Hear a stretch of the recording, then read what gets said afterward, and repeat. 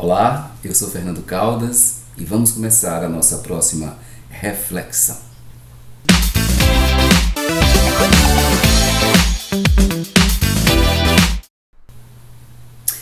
Pois bem, hoje nós refletiremos um pouco sobre um grupo de homens e mulheres que existe de forma tradicional há milênios, que são os Rosacruzes, os chamados Rosacruzes. Os Rosacruzes se reuniram desde sempre.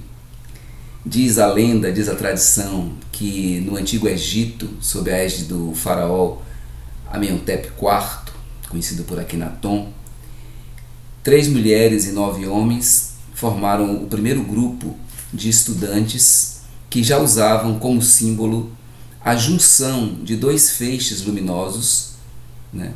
Que seria a rosa, seria o instante cósmico em que as forças se unem para gerar uma terceira força, que simbolicamente é a rosa, que também pode ser representada como o coração humano, né? Um homem de braços abertos, de novo falando, homem é gênero de varão e mulher.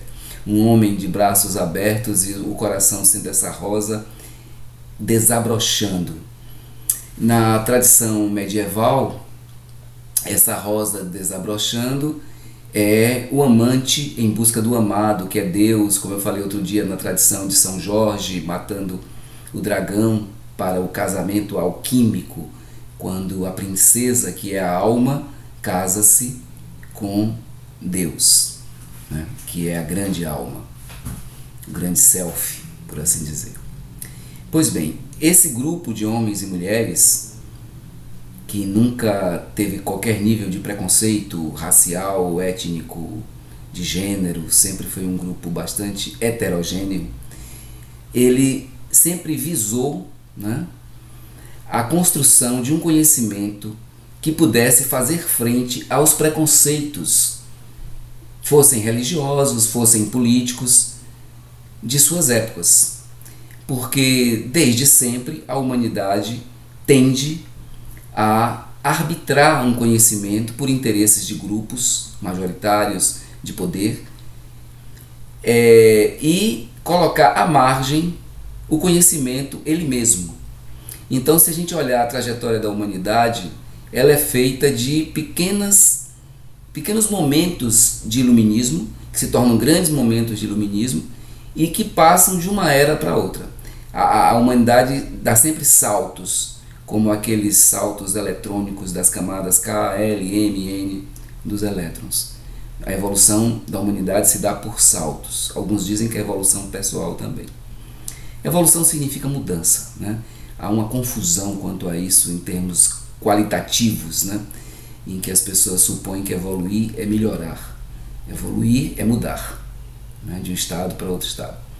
Então esses momentos, esses iluminismos, a gente pode ver o iluminismo egípcio, por exemplo, falei do Amenhotep IV, que é um momento onde o politeísmo é substituído pelo monoteísmo, a ideia de uma fonte única criadora que vai influenciar depois o primeiro motor de Aristóteles, essa ideia que vai tomar todo o Ocidente, né?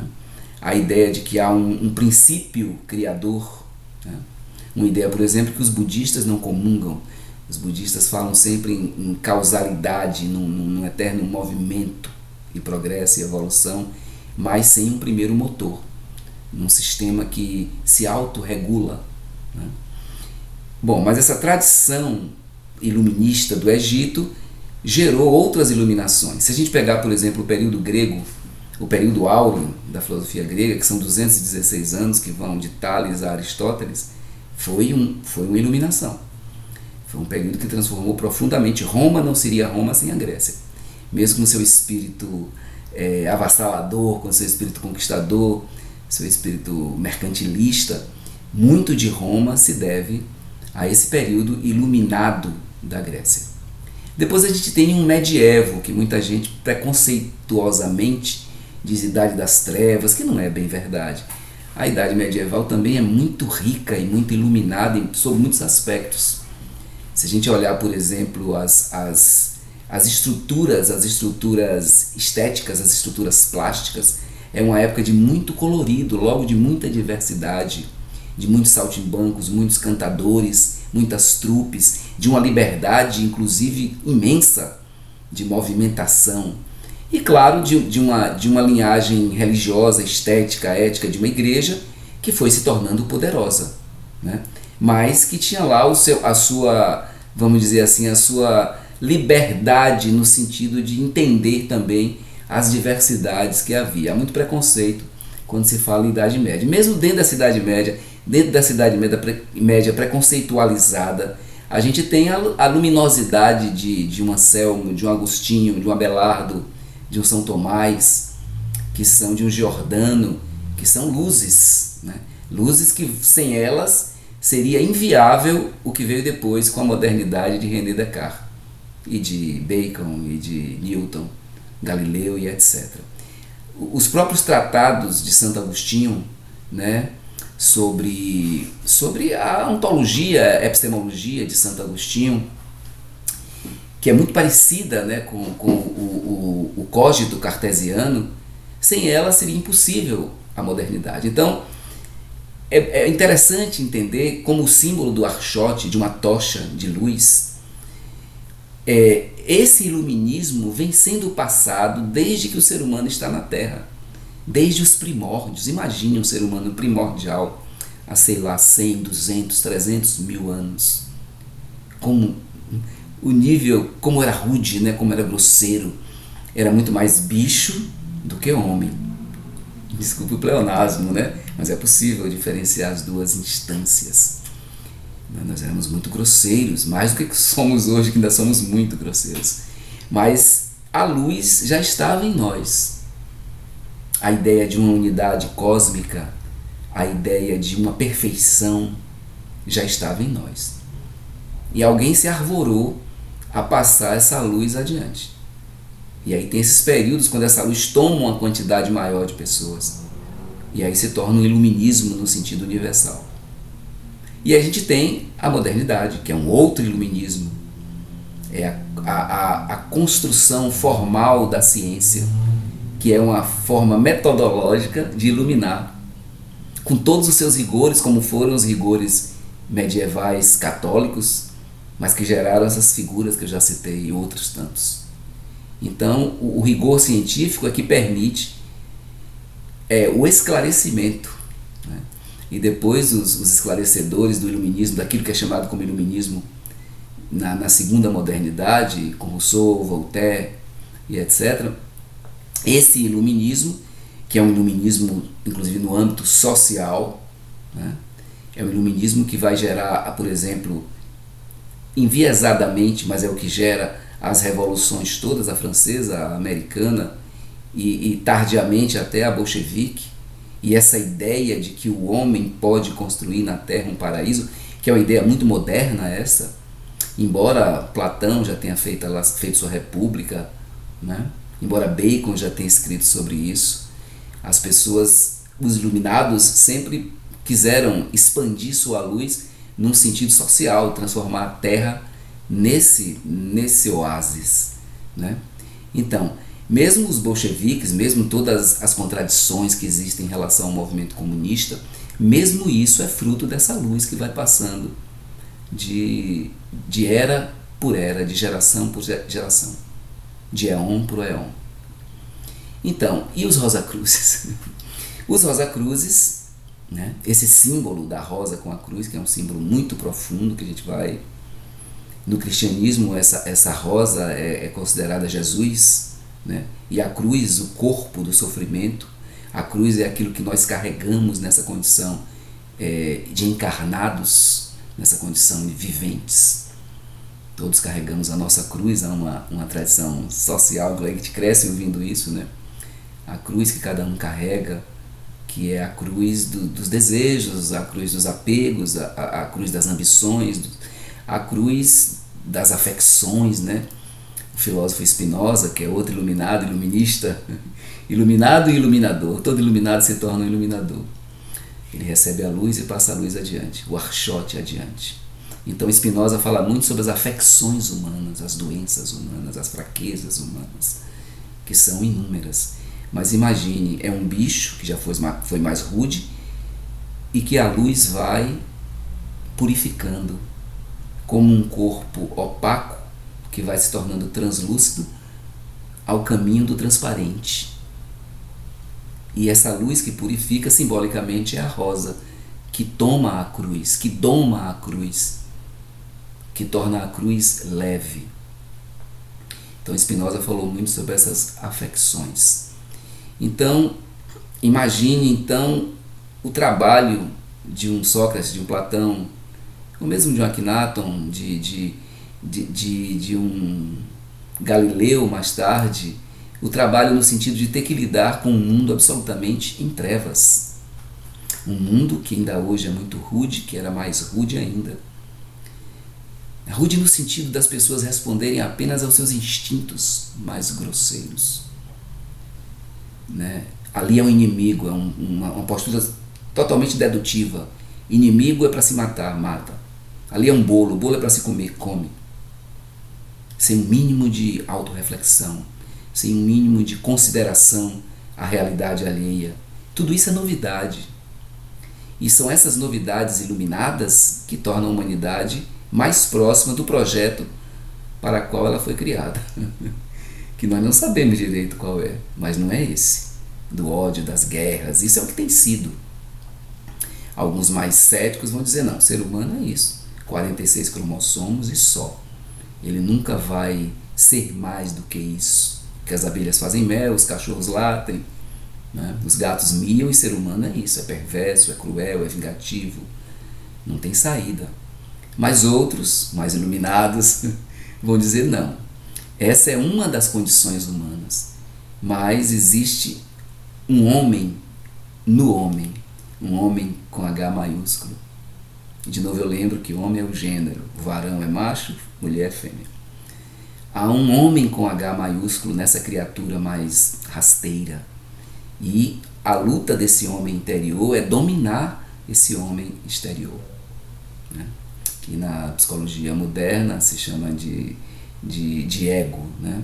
De ego. Na tradição mística também se chama de ego, só que num sentido mais diferenciado, né? No sentido psíquico, no sentido carnal, versus um sentido mais espiritual. Então os Rosacruzes, segundo a tradição, sempre estiveram presentes nesses momentos de iluminação da humanidade. Estiveram presentes sempre, mas eles foram os arautos, os comunicadores, os viabilizadores dessas iluminações, criando as suas escolas, atraindo para as suas escolas as pessoas que queriam estudar a condição humana. E aí tradicionalmente há um rol de estudantes Rosacruzes, como Plotino, antes Platão, Sócrates, Aristóteles, Tales, Heráclito, Parmênides, Pitágoras. Para a tradição grega antiga, Pitágoras foi um Jesus Cristo, foi um iluminado, teria nascido de uma virgem, Platão também. Essa tradição de mestres que nasceram de uma virgem, essa lenda, ela é, pelo menos há 13 relatos na história, de meninos que nasceram de virgens. Muitos deles trabalharam com carpintaria, aos 12 anos desapareceram, voltaram aos 30, foram crucificados. Não é só Jesus Cristo, na nossa tradição, né, que é da nossa tradição, que tem essa estrutura narrativa. Essa estrutura existe e ela é uma espécie de mito do iluminismo, mito luminoso. Então, em cada momento desse salto espiritual da humanidade, havia a presença luminosa dos Rosacruzes. Chamo Rosacruzes porque são aqueles que querem que a rosa interior, que a espiritualidade se manifeste e devore, por assim dizer, harmonicamente, os limites carnais. Mas isso não significa um abandono do corpo, como eu disse outro dia, que cria Diógenes, né? Ou os que se isolam em montanhas, e isso não. Isso seria uma atitude bastante egoísta, bastante vaidosa, né? Nós temos esse perigo de, em nome de uma espiritualidade, nos isolarmos do mundo, nos acharmos superior, nos acharmos um ente em evolução, no sentido que evoluir é melhorar, e começarmos a julgar o outro como se o outro fosse uma alma rude, grosseira, e não é bem assim. Nós, eu disse outro dia em um vídeo, ou vamos de mãos dadas ou não vamos. Nós somos uma coisa só, disfarçados de desiguais. É um corpo só que na perspectiva em que estamos, percebemos apenas as partes. Mas se tivéssemos um olho desenvolvido, um olhar desenvolvido, veríamos que somos parte de um corpo único. E enquanto uma parte desse corpo estiver adoentada, com afecções, o corpo não estará bem. Então a melhor coisa que temos a fazer é iluminar a parte do corpo que não está bem, é curá-la, é deixar que ela se regenere, é dar o acolhimento necessário para que isso aconteça. E esse tem sido o trabalho desse grupo de homens e mulheres que se chamam Rosa Cruzes. Existem até hoje eles têm várias organizações com esse nome, Rosa Cruz, mas os Rosa Cruzes não precisam necessariamente fazer parte de uma organização Rosa Cruz. Tem muita gente que faz parte de organizações Rosa Cruz e que não tem uma prática Rosa Cruz, e outros que não fazem, nunca nem ouviram falar, são até ateus e são Rosa Cruzes na sua prática. Então, o rosacrucianismo é mais uma praxis, é mais uma conduta, é uma postura de cura interior e de cura do outro que precisar de cura, e de humildade de aceitar a cura também que venha de fora, porque em muitos sentidos somos doentes. Nós não somos 100% saudáveis, temos disfunções ali, acolá e etc. Os mais sensíveis percebem que precisam ser curados, precisam de luz. Os mais grosseiros se acham e também estão no caminho, né? Não há como desviar do caminho. Como diz um ditado, quando a gente é menino, todo caminho leva ao mercadinho. E esse mercadinho é o autoconhecimento. Inevitavelmente vamos chegar a isso.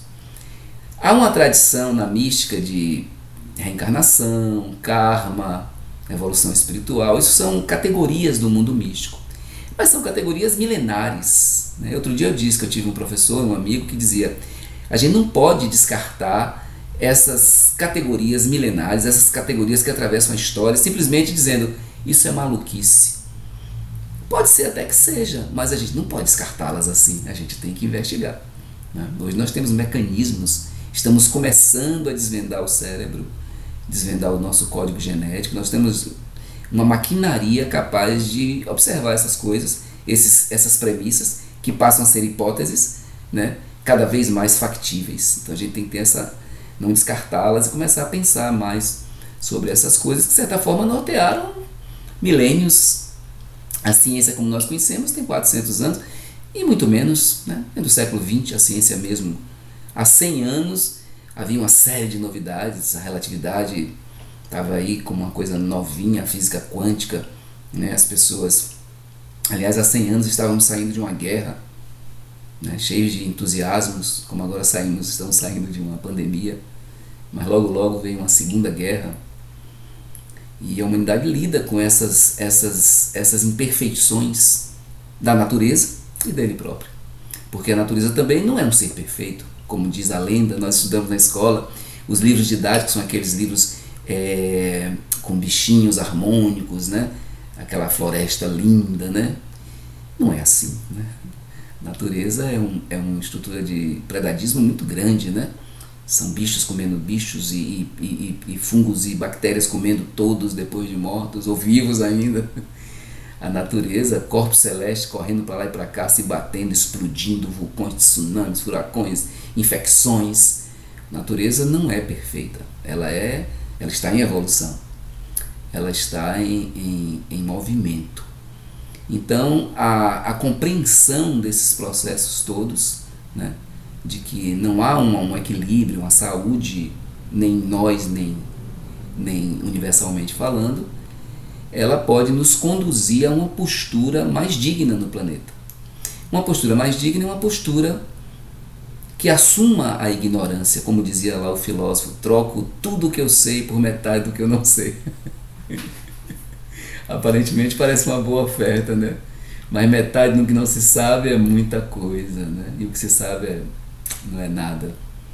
Então essa postura de ignorância básica, ela nos é muito boa, ela nos conduz a muitas coisas boas. Ou a gente pode também aprofundar num conhecimento, muita gente faz isso. Tinha um filósofo francês chamado Blaise Pascal que dizia: eu prefiro saber um pouquinho de cada coisa a saber muito de uma coisa só. Isso é uma postura dele, a natureza dele. Outros não se aprofundam, por exemplo, em eletricidade. O sujeito passa uma vida inteira e se torna um doctor em eletricidade, uma referência em congressos, em palestras, obras, e é uma pessoa muito importante para a humanidade. Tem essa natureza centrada, né, em um aspecto só da vida. Outros preferem esse pouquinho de cada coisa. Outros não preferem nada. Preferem uma rede, um pôr de sol, uma água de coco. E é um caminho também. Existem as férias existenciais, né? Alguns passam a encarnação inteira em férias, sem muita paciência para lidar com as coisas sérias, por assim dizer, da vida, né? Com conhecimento, com a política, com a religião. Tudo é muito chato também, tudo é muito insuportável também. Mas, como disse Fernando Pessoa na tabacaria, né? O dono da tabacaria chegou à porta e ficou à porta. Ele morrerá, eu morrerei. A certa altura morrerá a tabuleta, morrerá esses versos e a língua em que foram escritos os versos. E depois o sistema onde tudo isso se deu também morrerá. Essa consciência não vou chamar finitude, porque é pouco, mas essa consciência da evolução ou da transformação das coisas nos deve permear sempre. Porque se nós quisermos abraçar-nos uns aos outros, estaremos admitindo que há um naufrágio.